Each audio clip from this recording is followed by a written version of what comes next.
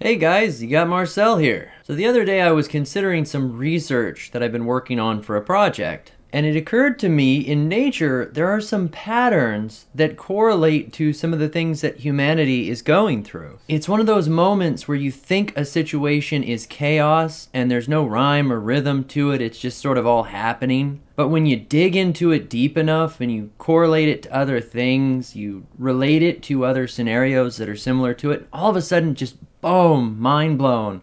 It all just dawns on you that there is a system in place, that there are patterns at play. Well, I had one of those moments. It has led me to hypothesize that the concept of dating and pair bonding, the way we know it now in humanity, might actually be coming to an end, or dramatically changing, at least. Now, all the discussion about, it's feminists' fault, or it's MGTOW's fault, or all these other groups that might cause it, or the fact that it's society, all that is irrelevant. I actually believe it is a pattern that happens naturally, and it all boils down to mate selection and pair bonding to a degree. Now, in order for me to kind of explain my thoughts, to pull it all together, I've got to get into a little bit of deep science here. Nothing too crazy, but I'm going to be covering things just kind of a heads up, like animal penises and bug rape, like insect rape. So, not a trigger warning, I really don't do those, but like I said, kind of a heads up. So what am I getting at here? Mate selection in the animal kingdom. One of the best survival strategies in nature to guarantee the prolonged existence of your species is to actually give a crap about who you breed with. Makes perfect sense, right? I mean, if you bring on somebody into your gene pool that's got bad genetics, that is severely deformed or incapable of sustaining itself, that doesn't make a lot of sense to ensure the best opportunity for your offspring. But being able to select the best partner isn't always super simple. And depending on the species, there is a multitude of different ways that organisms find ways to kind of set the best apart. Find the cream of the crop. You could call it hypergamy if you want to, but it's far more complex than that, and is definitely not always from the perspective of the female. Let's say, for the sake of simplicity, that there are two main ways that nature will separate a quote-unquote good partner from a less than good one, regardless of whether or not it's from the female or the male's perspective. The first way is going to be physically, or anatomically, meaning that the health or the worth of the animal involved trying to breed is going to be dictated on whether or not it is physically capable of doing so. Now, you might think like the biggest, toughest bird or lizard gets to breed, and that's not exactly what I'm referring to here. There are situations where a physical component of the animal will actually show its level of health or capability in really bizarre or even unrealistic ways. Forgive the examples here, but consider like a duck's penis. It, along with several other species, including mammals, have long corkscrew, just kind of crazy looking junk that cannot do anything but complicate the act of copulation. Well, one of the standing theories as to why they're like that is that there's sort of an arms race amongst their species. To grow an organ like that takes resources, and every generation that leads into the next is going to want to find a way to select the best males. Well, in the case of ducks, something like that evolves because the female continuously makes it harder to reproduce through the inside of her reproductive organs. Of course, none of this is consciously, though not in all species, believe it or not. Some of them have the ability to kind of maneuver their organs where if a male breeds with them they don't want to, it actually prevents him from copulating with her, where she won't get pregnant. Well, that's certainly not good for the males who fought really hard to get where they are and put a lot of effort into it, surviving up to reproductive age even, so they gradually evolve more advanced male organs to get around that maneuver. Of course, this is all from a Darwin kind of perspective. Over time, the more advanced the male is, the more likely he is to breed and have offspring, which,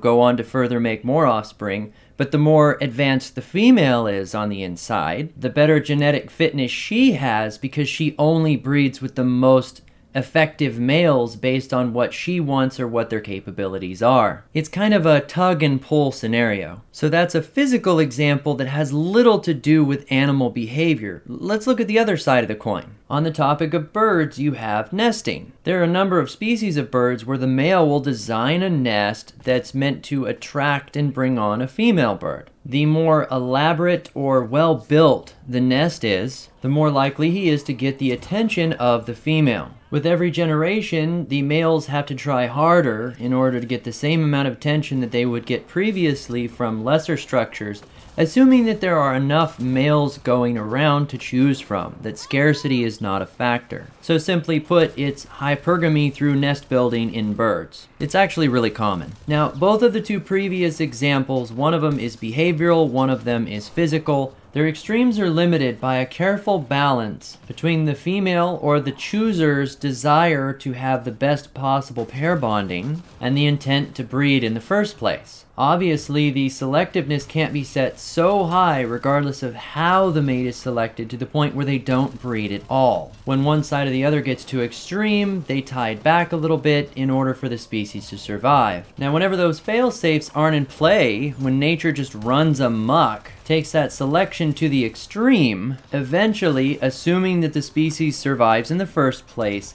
there's a tipping point where something completely revolutionary pops up that changes the game entirely. Here's an example I've used before a long time ago. There's a type of lizard where the big huge male lizard protects like a dozen or so smaller, gray, plain-looking females. And he's a big bruiser kind of guy, right? The males compete with each other in an effort to keep their females all in this little harem area and then only breed with them themselves. Now, when a big one breeds with a regular little female, all of the male offspring are going to be massive. They're going to be this big, powerful type of lizard. But over time, they just kept getting bigger and bigger and more competitive and violent. And it got to an extreme where somewhere there was a split in evolution and one of the males didn't have the genetics that made him massive. In fact, he looked exactly like a female. And because of that, whenever he would breed with all the little females underneath, I'm assuming it started with one, I could be wrong, the big bouncer males wouldn't notice him. And all of the genetic offspring from those couplings would be petite and female looking, you know, like the Justin Biebers of the frickin' lizard world. They sneak right under the male's nose and they're the guise of being one of the females in its own harem. With whatever system goes too far or is too well set for long enough, eventually there becomes a way around it. Insects are a fascinating example of this. Their reproductive organs are ridiculously complex. Don't worry, I'm not going to drag you through all of it. But just for the sake of discussion, think of insects as little balloons. All their organs are kind of floating around in there. They're not designed the same way mammals or larger organisms are. It's sort of almost like an egg where there's the hard outer shell and then the other stuff just kind of floats around inside. Well, for a lot of breeds of insects, some of the ways that they can sort of mate select is by their organelle, by the shape and design of them through the outside. Now, this isn't necessarily just so that one can pick the best of the other, the healthiest or the strongest, although in a lot of cases it is. Sometimes it's just so that they don't accidentally sleep around with the wrong species of insect, because that can happen. They're not very smart. So by having really complex cave and tunnel sort of designed organs, they can prevent like the wrong kind of couplings from happening. One behavioral trait that's mirrored in the insect kingdom, and you see it in mammals too, when it comes to after copulation, there's something put in play where the next male that comes along isn't capable of breeding with that same female. Once she's copulated once, she's done. She can't have any more pairs or mates. One method, of course, in higher life forms is mate guarding, where the male sticks around. But, you know, sometimes it's as simple as like a plug the guy leaves behind where another guy can't do anything with her. She's physically sealed off. Well, in the case of insects, sometimes their male organs actually have barbs and spines on them.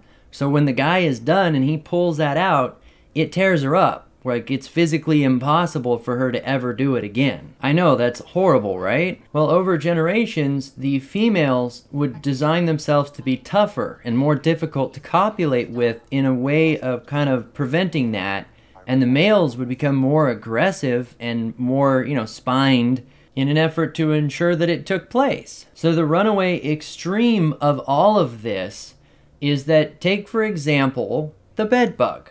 Nasty little creatures. They get into people's apartments and they live in the sheets and the blankets. Ferocious little bloodsuckers. But there is one fascinating thing about them, and the term for it is traumatic insemination. See, it is theorized that this arms race between the male and the female bugs of her getting damaged and trying to become tougher to stop it, and him becoming more aggressive and more violent in his copulation, led to the point where he no longer uses her reproductive organs. They basically become vestigial limbs. They're not even used anymore directly. More specifically, the opening to their outside is not used anymore. He literally grabs a hold of her and pokes in at any part of her abdomen that he wants. He stabs her like a hypodermic needle, and it just floats around there inside of her until she gets pregnant. Furthermore, she can't even use her reproductive organs for giving birth anymore. She literally explodes, and the little babies come crawling out. But on a happy note, that's not always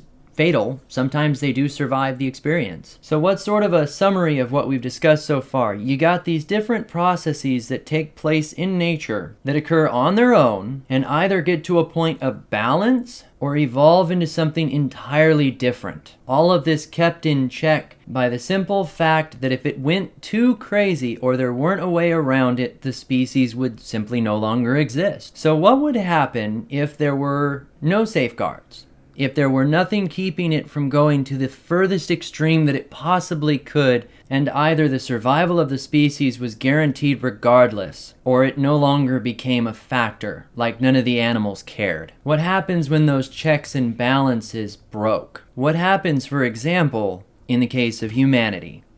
I'm going to be covering that in part 2. It is available now. I welcome you to click on it right here. Thank you, everyone. This has been Marcel.